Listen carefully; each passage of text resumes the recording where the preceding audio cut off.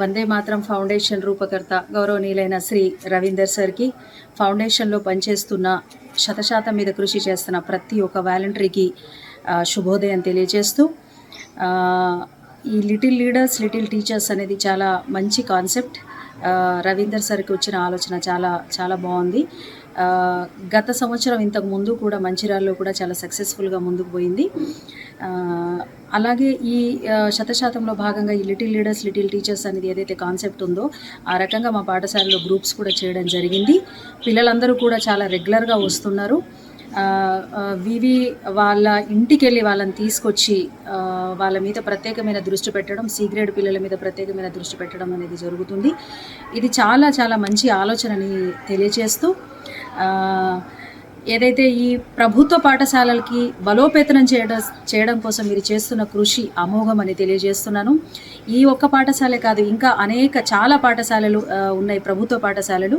ఆ పాఠశాలని కూడా మనం దత్తత తీసుకొని ఇలాంటి ఎంకరేజ్మెంట్ని మీరు అందించగలిగితే ఇంకా పిల్లలు బాగా చదువుకొని మీరు ఏదైతే ఇప్పుడు చేస్తున్న సహాయం ఉందో అలాగే వాళ్ళు కూడా రేపు పెద్దయిన తర్వాత ఈ సంస్థల్ని క్రియేట్ చేసి వాళ్ళు కూడా సహాయం చేసే అవకాశం ఉందని తెలియజేస్తూ, మాకు ఈ అవకాశం ఇచ్చిన మీ అందరికీ కూడా ధన్యవాదాలు తెలియజేస్తున్నాను. పాఠశాల యాజమాన్యం తరపు నుంచి ప్రభుత్వ పాఠశాలను బలోపేతనం చేయాలి, అక్కడ సంస్కృతి సాంప్రదాయాలని పెంపొందించాలి అనే ఆలోచన రవీందర్ గారి సార్కి రావటం అనేది చాలా గొప్పగా ఉంది.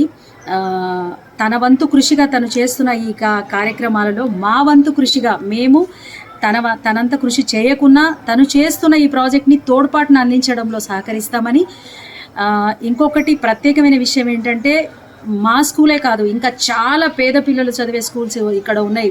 డబ్బున్న వాళ్ళు మంచి మంచి కార్పొరేట్ స్కూల్లో చదివిస్తున్నారు, కానీ డబ్బు లేని పిల్లలు బయట చిన్న చిన్న పనులకి కూడా వెళ్తున్నారు. పాఠశాలకు ఒకరోజు రావటం రాకపోవడం అనేది జరుగుతుంది. సో ఇంకా చాలా పాఠశాలని కనుక మీరు దత్తత తీసుకుంటే ఇది చాలా చాలా బాగా మెరుగైన స్థాయిలో పోతుందని నేను భావిస్తున్నాను.